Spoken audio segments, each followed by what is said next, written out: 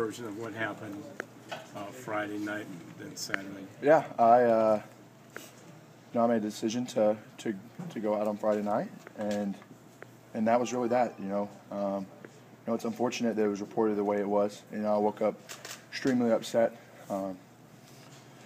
Saturday morning, felt bad that I let my team down. Obviously, I wasn't part of the game plan last week, anything like that. But at the same time, I still need to be accountable to my teammates and, be here and supporting those guys. So, I was disappointed in myself in that. And then for it to be reported that, I threw a party and I was responsible for another individual on this team getting in trouble, which is 100% false.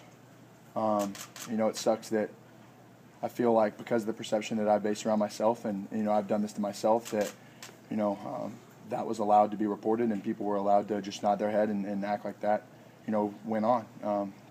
When in fact it was completely untrue and, sucked to get up and have that perception on Sunday morning, feeling as bad as I did already about what happened. Did you throw a party? No, absolutely not. I had people in town that were staying with me this week.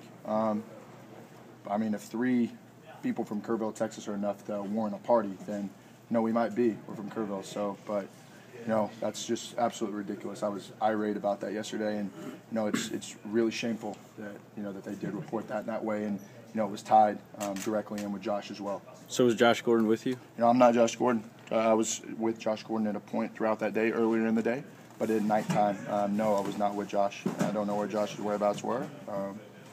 That's probably something you should ask him. Hey, John, how are you going to fight this perception? Is this ever going to go away, do you think? What can you do to change it? Well, there's nothing I can sit here and tell you. I can sit here and talk to these mics or into these cameras or anything, and it's going to do any good. It's about action. It's about, being accountable and doing what I'm going to say instead of looking like a jackass. Does that change the fact that were you here on time for treatment like you're supposed to be? No. Why You said not? you're going to take things more seriously on Tuesday. What changed between Tuesday and Friday? No, it wasn't. Just let my guard down a little bit. I think that's exactly what it was. A mistake by me, and if I'm going to continue to not learn from some of these things. Because when I sat here and talked to you guys, last Tuesday, there's not a bit of doubt that goes into my mind that I'm completely serious about everything that I'm talking about moving forward. And but at the same time, you can sit here and say and talk and say this all you want, but when your actions don't reflect that and you make a conscious decision to put yourself in the position that, you can stay out too late and not wake up the next morning, that's going to cause a lot of trouble. So, I did that to myself. I brought this on myself. I brought these cameras and all these people that are in this locker room right now, and, I don't think it's fair to myself. I don't think it's fair to anybody in this locker room. The distractions that, I brought at point in time. So, I'm sorry to these guys who are veterans in this locker room and knows what it takes that, I'm having to learn the hard way. And at the same time, I'm either going to learn or I'm going to be finding something else to do. John, So, just to clarify, what's the mistake? Would you define what the mistake is? So I wasn't here. I wasn't here for walkthrough. Do you see yourself quarterbacking this team next year? I think Coach Bedden obviously said that, I'm going to get an opportunity to compete. That's what I want. This offseason is very critical for me. It's really that. Did you oversleep? Did you oversleep Saturday morning? Yes. Why should the team have faith in you, Johnny? I think